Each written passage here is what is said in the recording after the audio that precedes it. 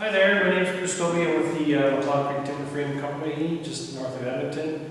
We're out at our brand new shop. We've got a project in here that we've been working on for a little bit, and I just wanted to take time out and put a blog post out on some of the tools that we use in our shop. I just want to emphasize that we use all either hand tools or hand power tools in our shop, and everything is done by hand here. So, what we're going to go through today is what is called a chain mortiser, and this model is made by Makita. It's not expensive, it's not cheap. There's a few other variations out there, but this works perfect for a 1 to 2 man timber frame shop, and that's why we decided to go with it. 2 years ago at the Edmonton Outdoorsman and Boatsman Show, we had a booth set up there with a small frame, and I brought this tool along just to kind of query some of the people that were stopping by our booth there, see if they understood what it was or maybe what it did. A few of the old timers that popped by, they had the gist of what it was capable, but they never seen one in action. And that's why I'm going through this today, just to show you exactly what it can do. So the mortiser itself, it clamps onto the piece of wood that you're working on, which is this post right here, and it plunges down into the wood and creates a slot. Now this slot is then the point where an adjoining member comes in and the tenon fits into it. Now, here's an example of a tenon. This isn't the piece that goes into this one here. This is just an example of a tenon that would go into another piece. Also, right here, this is a tenon that goes into another piece, but it's on the same piece of wood. So eventually, there's going to be a big beam coming across right here that's going to fit into this one. So once we've got the mortise cut into the piece of wood, we test fit everything that we possibly can in shop, just to make sure if there's any complications or anything like that, we can make sure that everything is working properly. Once we test fit, everything is put together nice and tight. You can't see them here, but there are 2 holes that are drilled in here. You can see them on this other one, which is pretty much identical to this one here. 2 holes that have been pre-drilled. Once that is through there and the joint piece is in, we drill through the tenon of the adjoining piece through these holes here. And then that'll leave 2 holes in the tenon.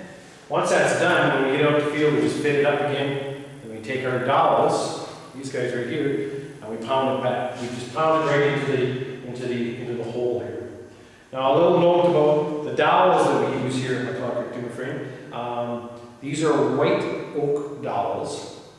I'm getting them from the States right now, but I have devised my own way to either make them in-house or have someone locally here make them out of white oak. This is what they specify in timber framing for strength and durability. And you can see that it is 8-sided. Hopefully you can see that right there. Now the reason being for an 8-sided dowel compared to a round dowel is that no matter how dry your wood is, it is going to shrink and move or whatever over the years. The idea with the 8 points on here is that it locks in the tenon right here a lot better than would a round dowel. Now, a lot of guys down in New England and Eastern Canada, they do use these octagonal ones. I like them. They're a lot easier to use in the field compared to a round dowel. Sometimes, if your hole, it's drilled at 1 inch perfectly around circumference, sometimes you get dowels that are just a hair big of 1 inch, so you're having trouble pounding those dowels, and that's why this one works a lot better. And I feel personally that it looks a lot better, more traditional. The traditional guys, they hand you these things out, but I'm not at that point. Anyways, there's the octagonal dowel. So back to the mortiser here. The mortiser, what it does is you lock it into place in the one plane of where your line or the front of your mortise is going to go. and then you plunge it down 3 times. And I'll show you how that's done. Forgot my glasses and earplugs.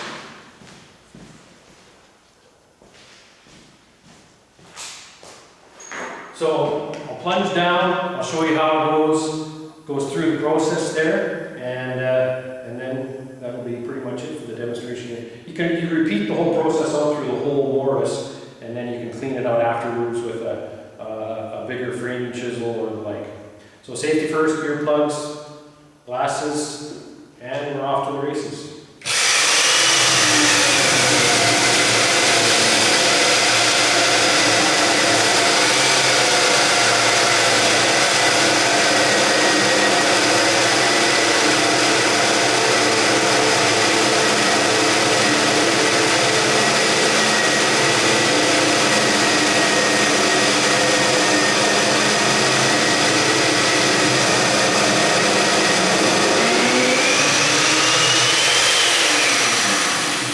So you notice the first plunge, that actually took quite a bit of time to go down. Reason being is it's your first plunge into the wood, and the chips really have nowhere to fly except coming down on the teeth of the chain bar here. You'll notice in the second and the third pass going down in the same row, it'll go a lot quicker.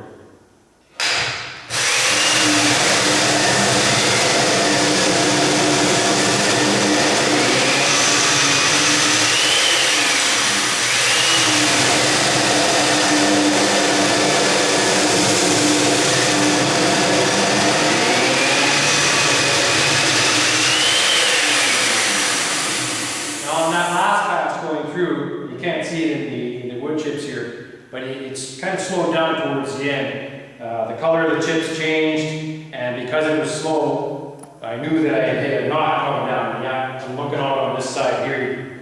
It's probably this guy going up at an angle through here like that you'll hit the knot, and it takes a little bit more time to get through it. So now you'll note, I don't know if you can see it or not, but the bar of the chain is round, like this. So what it does is it leaves 3 little things like that in the bottom of your mortise. Now I don't want to have those ridges there, because when I go to fit my tenon in there, the tenon might bottom out on those.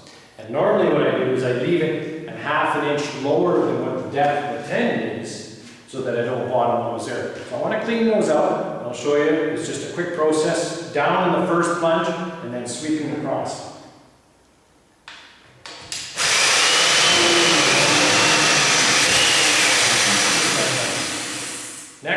Next 3 passes, you just scroll over a little bit until you hit to where you just plunged through, and the same process through again. So that is the Makita chain mortiser. The model number is 7104L, and like I said, it works great for a 1 to 2 man timber framing shop. If you've got any questions about the tool, or you want to come down and see what we have going on in our shop, please feel free to communicate with us through email, Facebook, or give me a call, and I'd be happy to answer any of your questions. Thank you for watching our video, and I hope you enjoyed it.